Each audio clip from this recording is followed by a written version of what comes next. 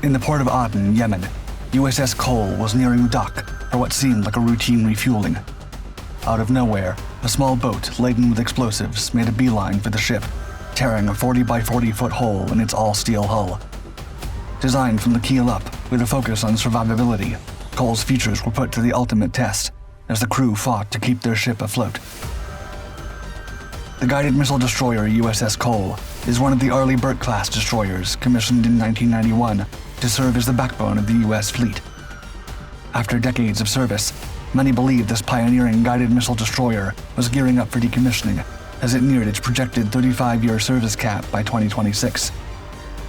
However, far from retiring, the Arleigh-Burke class is slated for a new chapter of maritime dominance, extending its service life well into the next decade. Destroyers are arguably one of the most essential vessels in a nation's navy. They protect the fleet from enemy threats, and particularly in the U.S. Navy, act as the primary shield for aircraft carriers. During World War II, destroyers were instrumental to the American fleet, serving as versatile powerhouses involved in numerous operations. Ships like the Fletcher class performed essential convoy escorts, submarine warfare, naval engagements, kamikaze defense, and more. At its peak, the Navy had 377 destroyers fighting simultaneously in waters all over the world. However, following the war's end, destroyers became much less common. In the 1980s, when rising Soviet naval capabilities in submarine warfare became a considerable concern, the U.S. Navy perceived the need for a new destroyer class. To replace older destroyers and to synergize with the Ticonderoga-class cruisers, Navy designers set their sights on creating the world's most advanced destroyer. During the development, the designers applied what the Royal Navy had learned during the Falklands campaign, where, despite their technological edge, British ships faced significant challenges, struggling against Argentine aircraft and their effective anti-ship missiles, leading to the loss of one destroyer. The result was the Arleigh-Burke class. While U.S. Navy ships often bear the names of famous battles, notable locations, or distinguished individuals, the Arleigh-Burke class destroyers uniquely honor naval officers and sailors awarded the Navy Cross. This tradition began with its namesake, Admiral Arleigh-Burke, a World War II and Korean War veteran. One of the largest American destroyer classes ever built, depending on the model, Arleigh-Burkes have an overall height of almost 500 feet and a displacement of almost 9,000 tons. Employing four General Electric LM2500 gas turbines, Arleigh-Burke class destroyers can achieve over 30-knot speeds in open seas. The Arleigh-Burke class military vessels are the most powerful ships of the U.S. fleet, ready to defend the carrier strike groups against any possible threat. This is because the class is one of the first U.S. Navy ships to be designed from the keel up with a focus on survivability. They incorporate considerable redundancy in vital systems, ensuring the ship can continue to operate even after taking damage. This includes features like dividing the machinery spaces to prevent a single hit from disabling multiple systems. The design features, such as all-steel construction and extensive armor, ensure they are highly resilient against anti-ship missile threats. The Burke class was one of the earliest classes to integrate advanced computer technology for command and control, weaponry, and sensors. This allowed for a much reduced crew compared to older vessels of similar size. Arleigh-Burke was also the first modern destroyer designed with features meant to lower its radar cross-section, which improves a ship's ability to evade radar detection. These destroyers are versatile and intended for a multitude of missions. They can handle anti-aircraft, anti-submarine, and anti-surface warfare. At the heart of the class since its inception is the Aegis combat system. This advanced radar not only tracks multiple targets simultaneously, but is also robustly fortified against electronic warfare attacks. Additionally, they possess advanced sonar systems, adept at detecting and countering enemy submarines. The Arleigh-Burke class destroyers are equipped with a series of nearly 100 vertical launching systems, or VLS, that can house a variety of missile types.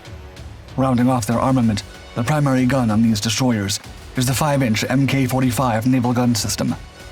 Paired with an advanced targeting mechanism, this gun can discharge up to 20 rounds a minute, reaching targets over 13 nautical miles away. The first Arleigh-Burke-class destroyer's development kicked off in 1988, and by 1991, the flagship of her class was dutifully serving the U.S. Navy. Since her commissioning, this pioneering vessel has sailed in various waters, spanning the Mediterranean, Adriatic, Red Sea, Black Sea, and Persian Gulf. Rapidly, dozens of Arleigh-Burke-class destroyers grace the seas, marking them as the most prolific destroyer class within the U.S. Navy's impressive fleet. Their sheer numbers and capabilities position the class as an undeniable cornerstone of the United States Navy's surface operations. Engineered for adaptability, she can operate autonomously or dovetail with carrier strike groups, surface action groups, amphibious ready groups, and underway replenishment groups. Flight 1 Arleigh-Burkes championed the foundational design for the entire class. Between 1997 and 2000, Flight 2 variants upheld many characteristics of Flight 1, but parted ways with the tactical towed array sonar system. Launched in 2000, Flight 2A introduced notable enhancements, especially the inclusion of helicopter hangars. This adjustment enabled her to support MH-60R Seahawk helicopters, enriching her prowess in anti-submarine warfare operations. Moreover, this flight incorporated a remote-controlled system honed for detecting and classifying undersea mines. That very year marked a sobering chapter when the Arleigh-Burke class encountered its first significant trial. On October 12, 2000, USS Cole, named in honor of World War II Marine Sergeant Darrell S. Cole, steadily approached the Yemeni port of Aden for what seemed like routine refueling. Without warning, a small, unassuming fiberglass boat closed in on the port side of the destroyer. Though the crew initially mistook it for a benign garbage collection boat, common in many ports worldwide, this vessel concealed a dangerous secret. It was brimming with explosives.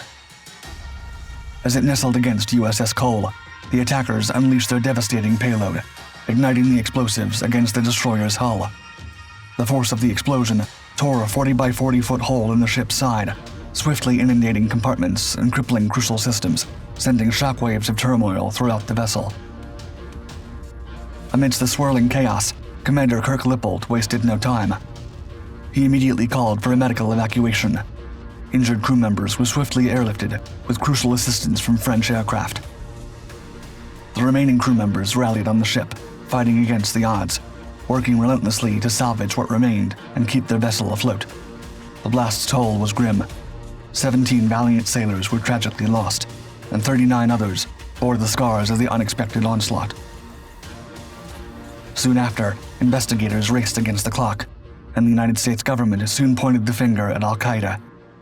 This audacious assault on USS Cole, a mere 11 months before the horrors of 9/11, was a disquieting prelude to the terror group's deep-seated ambitions and their chilling prowess. Though battered and scarred, USS Cole stood resilient. She soon journeyed back to her anchor in Norfolk, Virginia. A demanding period of repair followed when Cole, under the hands of a determined crew and a brigade of dedicated engineers, began her painstaking rebirth. 14 months of unyielding effort later, USS Cole was reborn, now embarking on a new and improved chapter in her service. The once beleaguered Cole remains in service as of 2023. Following the 9/11 attacks, the Arleigh-Burke class enhanced its role in maritime security operations, ensuring safe passage for naval and merchant vessels, executing counter-piracy missions, and providing missile defense for naval groups. By the mid-2000s, in response to threats from nations like North Korea, many Arleigh-Burke-class destroyers underwent significant enhancements to their Aegis combat systems, strengthening their capability to detect, track, and neutralize inbound ballistic missiles. This transformation solidified their position as the basis of America's naval BMD strategy, with strategic deployments in areas like the Sea of Japan and the Eastern Mediterranean. Building on this momentum, the late 2010s saw the Flight 3 upgrade, introducing the advanced Spy-6 radar system, further amplifying their capacity to detect and counter modern threats, including hypersonic missiles.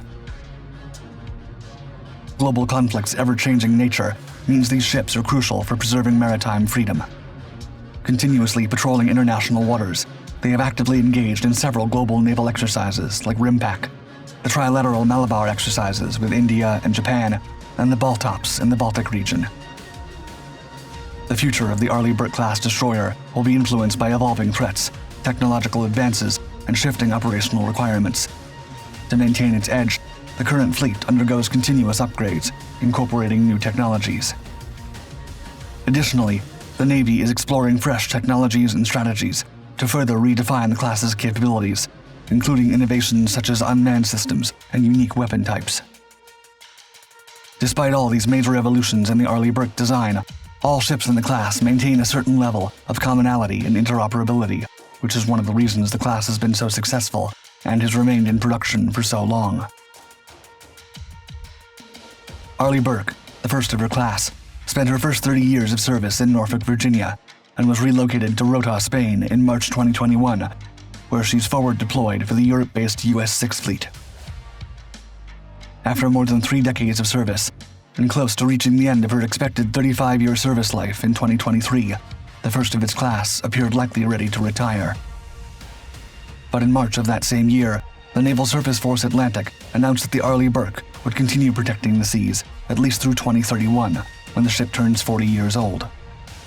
This longevity will be achieved through a modernization program that will provide midlife upgrades, ensuring the entire class can remain in action for longer. Months later, the Navy announced that other fellow Arleigh-Burke-class ships were set for extensions in various capacities, including USS Ramage, USS Benfold, USS Mitcher, and USS Milius. This extension puts each destroyer beyond its estimated service life of 35 years. With over 90 commissioned ships and counting, the Arleigh-Burke class represents the largest group of destroyers in the Navy, overshadowing other contemporary naval platforms in sheer numbers. Also, in the summer of 2023, the U.S. Navy announced a pair of multi-year procurement contracts for new Arleigh-Burke-class destroyers to be acquired in the late 2020s. The contracts also include options for additional ships, should they be funded in future defense budgets. Arleigh-Burke-class destroyers are an undeniable success and one of the most victorious shipbuilding programs in the history of the Navy. With its ongoing upgrades and improvements, it's expected to remain a vital and relevant component of the American surface fleet amidst a rapidly evolving security environment. The end of the class, or at least the beginning of its end, will likely come with the Large Surface Combatant Program, a new class of destroyers slated to take on the roles currently performed by older Arleigh-Burke destroyers and Ticonderoga-class cruisers. But the program is still in very early development, and it seems for years to come, Arleigh-Burke, the most produced ship class in America since World War II, will continue. According to Captain Casey Moten, former DDG-51 class program manager, quote, "The versatility and adaptability of the DDG-51 class continue to enable our fleet to address the wide range of missions and 21st century threats."